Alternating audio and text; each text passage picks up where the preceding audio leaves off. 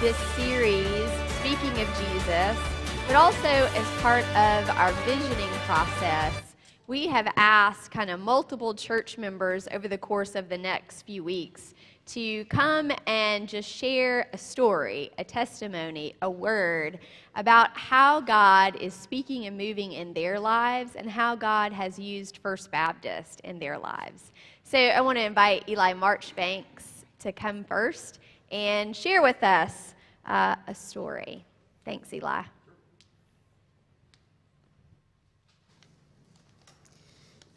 Decided I should write out ahead of time what I was going to say, just because that's what I do. My faith has always been a struggle, plagued with doubt. I don't blame anyone for this.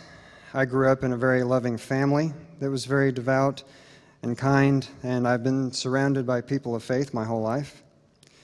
More than anything else, I have an analytical mind, which I've never really learned how to turn off so that my left brain can fully appreciate what my right brain brings to the table. I've gotten better at this over the course of my life. I find inspiration from one of my favorite philosophers who said, "Logic is the beginning of wisdom, not the end." The point is, I'm not the kind of person who you will ever hear talk about feeling God's presence, feeling God's guidance, or sensing God's influence. I spent my formative years thinking this meant that something was wrong with me, that I wasn't really a Christian, that I might be going to hell, etc.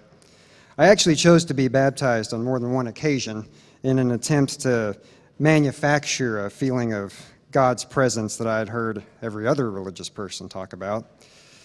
I never could get it to happen. If my faith is anything at all, it's more of a slow burn. You won't see fireworks or anything too terribly exciting for me, I'm afraid. I've been fortunate to have a small handful of mentors in my life who have actually helped guide me to moments of acceptance about what I've often described as my lackluster faith, and have even taught me how to find some value in such faith. And there wasn't necessarily wrong faith or faith that needed to be helped or rescued or changed or anything that I needed to be saved from. Carol asked us to think of specific instances in which the church, specifically First Baptist, has enriched and made a difference in our lives. As I've already mentioned, these are the kinds of things that have always been difficult for me to perceive. But that is actually what I respect very much about First Baptist. It's one of those places where a person who is spiritually challenged can feel welcome.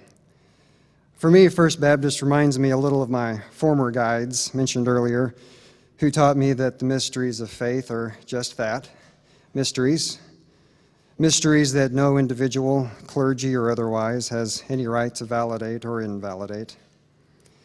I appreciate how First Baptist welcomes people of all faiths, especially struggling faiths like mine. I believe this is a place where the spiritual journey is driven by hope instead of fear, a place where God is encountered and not claimed. I believe this is a place where doubt itself is accepted instead of judged. The knowledge that First Baptist is a place where I believe my son can get his own faith journey off to a start that is not fraught with the anxiety found in his father's faith means more to me than I have time to express here today. That knowledge does make a difference and does add enrichment to my life that I can perceive. And for that, I say thank you to this church as sincerely as I know how. Thank you.